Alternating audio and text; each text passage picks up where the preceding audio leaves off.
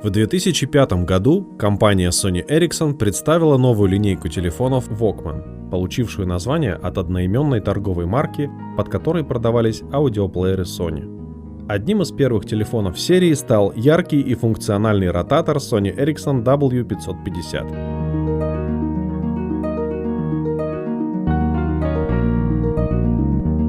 На момент появления в продаже стоимость этого телефона в России составляла примерно 16 тысяч рублей.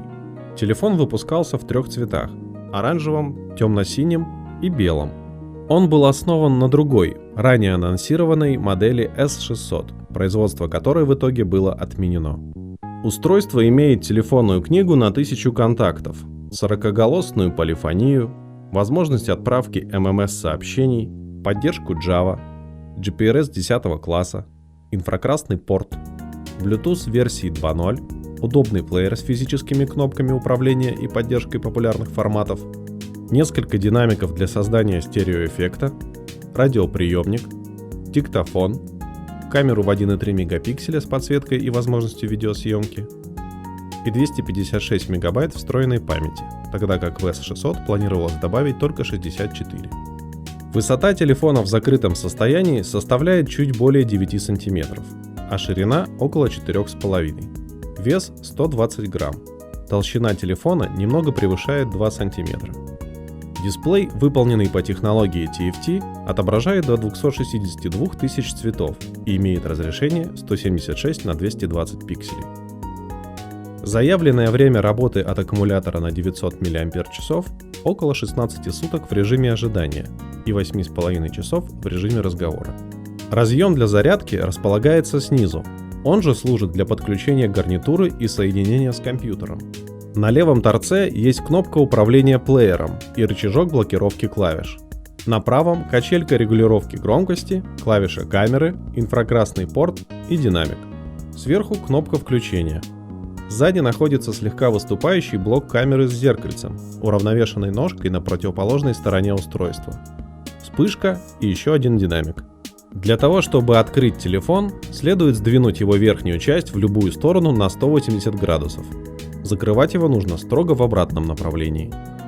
Включение телефона сопровождается тактильным откликом.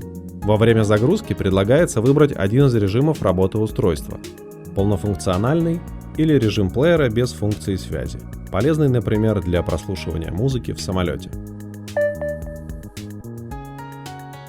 При первом включении полнофункционального режима пользователя встречает мастер настройки, предлагающий изменить время и дату, выбрать мелодию сигнала, скопировать контакты с сим-карты и изучить назначение основных клавиш телефона в виде коротких анимированных инструкций. Клавиатура имеет подсветку оранжевого цвета. Цифровые клавиши большие, яркие и тактильно приятные. Навигационная клавиша технически является 5-позиционной, но любые 2 соседствующие кнопки направлений реагируют на одновременное нажатие, что может, например, применяться в играх для движения по диагонали. Присутствует кнопка быстрого доступа к браузеру и свойственная для линейки клавиша Walkman для запуска плеера. Над экраном расположены 2 дополнительные игровые клавиши. После выполнения основных настроек телефона пользователя встречает минималистичный главный экран с яркими анимированными обоями. Остальные 3 встроенные темы оформления также сопровождались динамическими обоями. Кроме того, телефон поддерживает флеш-темы, которые позволяют полностью изменить стандартное меню в виде сетки из 12 иконок. Такими являются 2 темы из 4 предустановленных. Флеш-меню нельзя назвать удобным, но стильный внешний вид нередко определял выбор пользователей в его пользу. Телефонный справочник имеет широкий список доступных полей ввода, распределенных по тематическим вкладкам. Помимо ввода телефонных номеров, e-mail и домашнего адреса, можно выбрать фотографию, индивидуальный сигнал вызова, настроить голосовую команду и добавить в календарь дату рождения. При этом полноценные карточки контактов здесь отсутствуют, а центральная кнопка дублирует левую софт-клавишу. Полную информацию о контакте можно посмотреть только в режиме редактирования. Также имеется возможность настроить быстрый набор избранных номеров, сгруппировать контакты для создания рассылок, перенести номера с сим-карты и наоборот, и передать все контакты на другое устройство. Для ввода текстовых сообщений доступен режим T9. В этом режиме во время набора отображаются списки возможных слов, соответствующих нажатым клавишам. Так можно быстро ввести и текстовые смайлики, они сразу будут преобразованы в графические. Более того, словарь T9 может быть дополнен новыми словами. SMS могут содержать стандартные звуки и анимированные смайлики с фирменным маскотом. Стоит отметить плавность и длительность этих анимаций, движения хорошо проработаны. В дополнение к таким смайликам к сообщению можно прикрепить и монохромные эмотиконы с этим же героем. Для отправки цветных изображений, видео и мелодий следует создать новое MMS-сообщение или преобразовать в него уже набранное SMS. Инструмент создания мультимедийных сообщений обладает множеством настроек, среди которых регулировка цвета фона, расположение текста на странице и длительности отображения слайда. Все мультимедийные файлы хранятся в разделе «Диспетчер файлов», где они, в соответствии с их форматом, распределяются по директориям. Внутри каждой из них можно создавать новые папки. В разделе «Звуки», например, в отдельной директории располагаются мелодии сигнала, большая часть которых представлена в формате MP3. Скачанную музыку также можно распределить по папкам. Тем не менее, вне зависимости от расположения этих аудиофайлов, плеер Walkman распознает их теги и автоматически сортирует их по исполнителям. Впрочем, чтобы упорядочить файлы иначе, можно создать пользовательские плейлисты. Имеется режим расширенного стерео и полноценный эквалайзер, который можно полностью отрегулировать под себя или выбрать один из пресетов, среди которых есть и фирменная настройка Megabass. Воспроизведение возможно приостановить или возобновить даже в режиме ожидания, при нажатии соответствующей клавиши сбоку. Эта кнопка в том числе включает радиоприемник, если он был запущен последним. Для его работы необходима гарнитура. В комплект с телефоном входил переходник под стандартные наушники с разъемом мини-джек, в который и была встроена антенна. В телефоне можно сохранить до 20 радиостанций, используя автопоиск, набрав частоту или выбрав канал вручную. Названия большинства каналов определяются автоматически, благодаря функции RDS. С помощью нее при плохом уровне сигнала радиоприемник переключается на соседнюю частоту. Также для улучшения качества приема возможно отключить стерео и слушать радио в монорежиме. Плеер Walkman помимо аудиофайлов поддерживает и видеоролики в формате 3GP. Все имеющиеся видео отображаются в нем единым списком, хотя в диспетчере файлов они могут размещаться в отдельных папках. С другой стороны, в плеере Walkman любое видео принудительно растягивается на весь экран в соответствующем режиме, тогда как в стандартном проигрывателе этого не происходит. Помимо отличного плеера, телефон также предлагал пользователям расширенные игровые возможности. В меню развлечения содержится папка с 3 предустановленными играми, каждая из которых работает как в портретном, так и ландшафтном режиме и поддерживает кнопки над экраном. Worms Forts в осаде 3D – это артиллерийская пошаговая стратегия, являющаяся частью серии Worms. Игра состоит из 20 уровней. Требуется, управляя командой червячков, победить другую команду, используя доступное оружие. В начале игры имеется только базука и гранаты. Для расширения арсенала необходимо строить здания, открывающиеся по мере прохождения игры. Тогда червячок, забравшийся на строение, сможет воспользоваться более серьезным и в то же время причудливым вооружением. На первых 3 уровнях уже доступна башня, с которой можно запустить лося, эффективного против сооружений. Спустя несколько уровней башня дополнится старушками. Они толкают червячков, нанося им урон. С главной башни можно запустить бомбу в виде связки бананов, распадающуюся на несколько снарядов, носорога, разрушающего все на своем пути, а также вызвать атаку с воздуха, напалмом против червей, а ракетами против строений. Постройка замка открывает доступ к святым гранатам. Это более мощный аналог обычных гранат. Появляется холодильник, который наносит сокрушительный урон в местах приземления. Троянский осел – большая деревянная статуя, которая сбрасывается с воздуха, подобно ракетам или напалму. И бегемот. Его полетом можно управлять отдельно. Пройти уровень можно 3 способами. Полностью разбить вражескую команду из 4 червячков, уничтожить их крепость, единственное строение, имеющееся у каждой команды с первого раунда, или построить здание под названием «Чудо». Если это сооружение простоит 3 хода, игрок побеждает. Среди оставшихся зданий имеется научная лаборатория, вдвое увеличивающая урон, и оружейный завод, благодаря которому в каждом раунде на локации появляется ящик с редким оружием. Для постройки каждого здания на карте необходимо найти плоскую поверхность, что сделать не всегда возможно. И хотя строительство допустимо и на холмистой местности, в таком случае ход сразу переходит к противнику. Это следует учитывать при выборе стратегии. Помимо однопользовательской игры, есть возможность сразиться с другом на одном устройстве или по каналу Bluetooth, а также посмотреть битву искусственного интеллекта с самим собой. Gauntlet – это порт известной одноименной аркадной игры 1985 года, в которой требуется искать выходы из подземных лабиринтов, исследуя их в поисках полезных предметов, истребляя толпы противников и уничтожая их логово. Всего доступно 4 персонажа, обладающих своими особенностями. Как и в оригинальной версии, присутствует многопользовательский режим. Достаточно лишь подключить другой телефон с запущенной игрой по каналу Bluetooth. Последняя предустановленная игра – симулятор сноуборда, выполненный в трехмерной графике. Имеется режим свободной езды, тренировка, карьера, где для прохождения каждой миссии нужно выполнить несколько заданий, и многопользовательский режим для 2, 3 или 4 человек, играющих на одном устройстве. За каждый трюк или комбинацию трюков каждый игрок получает определенное количество очков. Выигрывает игрок, набравший наибольшее их количество. Телефон позволяет устанавливать игры и приложения, скачанные из внешних источников. Причем, если приложение не адаптировано к разрешению экрана устройства, то можно отрегулировать размер окна, в котором оно будет открываться. Помимо игр, в этом разделе есть несколько творческих инструментов. Фото-диджей – это стандартный редактор фотографий. К сожалению, в нем не очень удобно работать с большими изображениями, так как на маленьком экране они открываются в исходном размере. К тому же некоторые возможности, вроде добавления рамки или фигуры, для них недоступны. Тем не менее, любой снимок можно дополнить клип-артами, эффектами, среди которых есть несколько нестандартных, и текстом, цвет для которого может быть выбран из представленных в палитре или из самого изображения с помощью инструмента пипетка. При желании можно даже заняться пиксель-артом.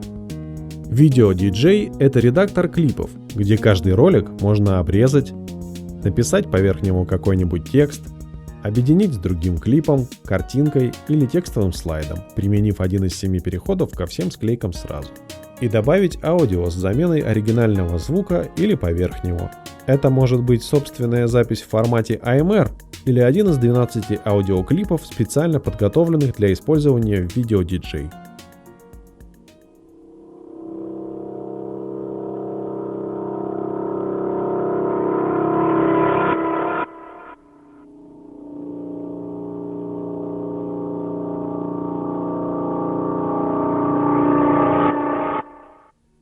Music DJ – это инструмент для создания мелодии в формате MIDI из готовых сэмплов.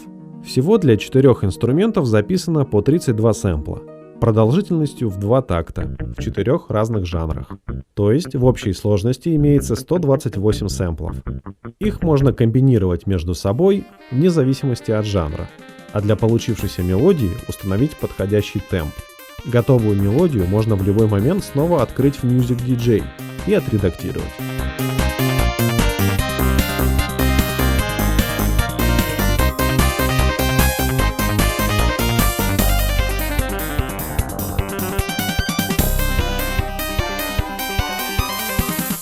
Еще в разделе «Развлечения» находится диктофон без ограничения времени записи, инструмент для дистанционного управления другими устройствами и короткое видео, демонстрирующее возможности телефона. Это видео можно удалить. В таком случае пункт демонстрации становится полупрозрачным, но не исчезает.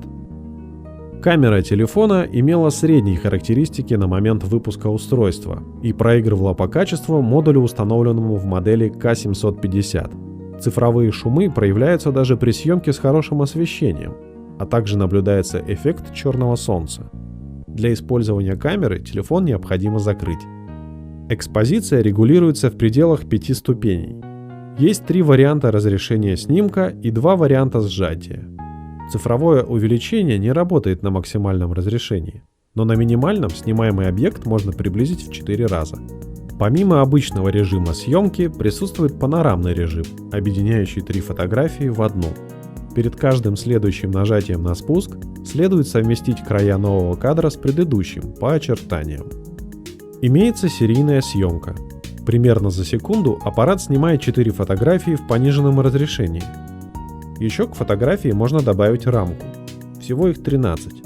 Разрешение снимка при этом также снижается до минимального.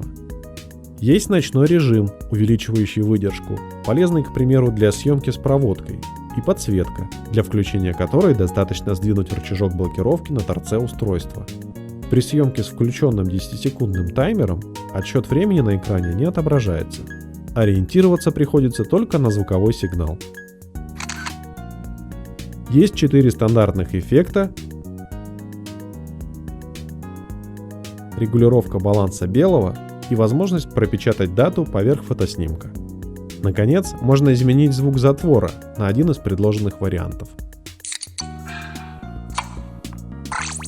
В режиме видеосъемки также поддерживается подсветка, ночной режим, эффекты, регулировка яркости и баланса белого. 4-кратный зум доступен при съемке в любом разрешении. Есть возможность выбора пониженного качества съемки для последующей отправки видео по ММС. Ограничение длительности такого ролика варьируется в зависимости от динамики происходящего в кадре и от выбранного разрешения. В обычном режиме телефон снимает без ограничений. Все снятые на телефон фотографии и видеоролики попадают в отдельные альбомы в соответствующих папках. Еще в диспетчере файлов могут храниться темы оформления, интернет-закладки и другие файлы, в том числе продублирована директория с играми.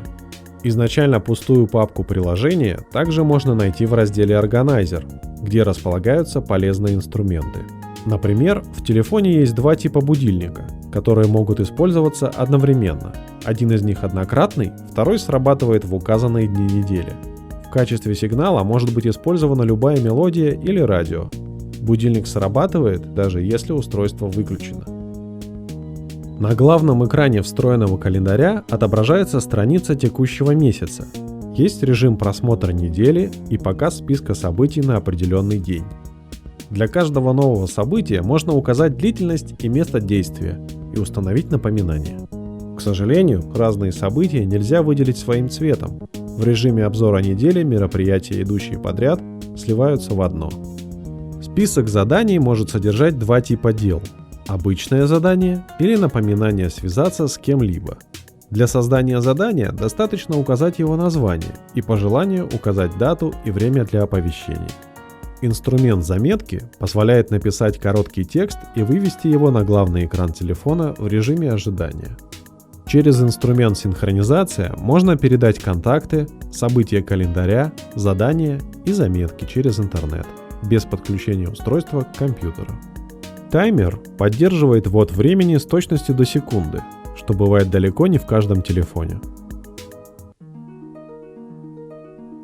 Секундомер позволяет делать круговые замеры. Их количество ограничено 9.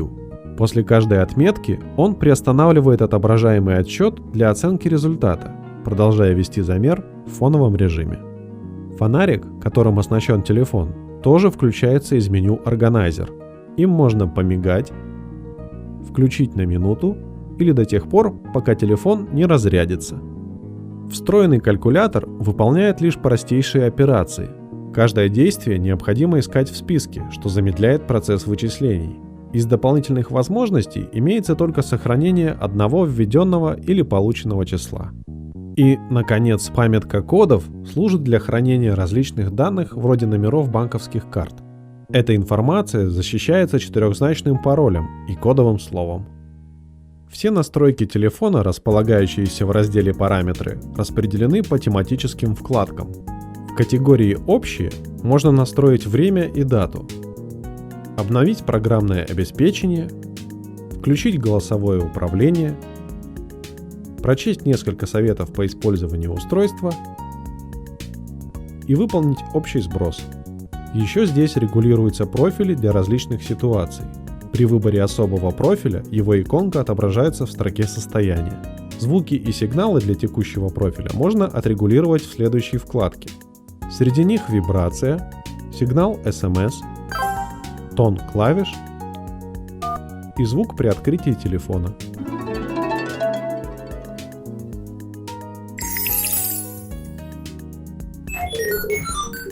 В категории «Дисплей» можно выбрать фоновый рисунок для главного экрана, тему оформления, заставку и отрегулировать яркость подсветки. Во вкладке «Вызовы» находится управление гарнитурой, настройки переадресации, а также счетчики длительности и стоимости разговоров, которые чаще всего расположены в журнале звонков. Сам журнал содержит лишь базовую информацию о вызовах. Последняя вкладка «Связь» необходима для регулировки сотовой связи и интернет-сети, а также для включения или настройки Bluetooth и инфракрасного порта. Их, впрочем, можно активировать по ссылке, нажав на кнопку «Вверх» на главном экране, где по умолчанию, в том числе, включается фонарик и беззвучный режим. В это меню можно добавить новые ссылки к любым другим функциям. Остальные направления навигационной клавиши тоже настраиваются. Отдельным пунктом в меню представлен веб-браузер версии 2.0. На главной странице предлагается ознакомиться с доступными аксессуарами для телефона, получить помощь по настройке устройства, посмотреть рекламный контент и перейти на сайт Sony Ericsson. Для перехода по другим определенным ссылкам требуется открыть меню функции, где также можно добавить закладку, развернуть браузер во весь экран, обновить страницу, отключить изображение и отрегулировать масштаб страницы. А загрузить музыку, рингтоны, темы и игры предлагалось через сервис Play Now. Его поддержка была прекращена в 2011 году. Sony Ericsson W550 – это стильное и мощное устройство, которое определенно заслуживало внимания и, как следствие, пользовалось популярностью у покупателей. К его недостаткам можно было отнести разве что посредственную камеру, применение устаревшей технологии GPRS для соединения с интернетом и невозможность расширения памяти. При этом телефон K750, выпущенный на полгода ранее и доступный по той же цене, имел более качественный модуль камеры и слот под карту памяти до 2 ГБ. К тому же на его основе была выпущена модель W800, первая в линейке Walkman и обладающая всеми достоинствами предшественника, а также расширенными мультимедийными возможностями. Ее стоимость по отношению к W550 была выше всего на 2000 рублей. Кроме того, в качестве альтернативы за эти деньги был доступен полноценный смартфон от Nokia 6680. Совсем скоро телефон W550 стал сильно терять в цене, причем быстрее старой модели K750.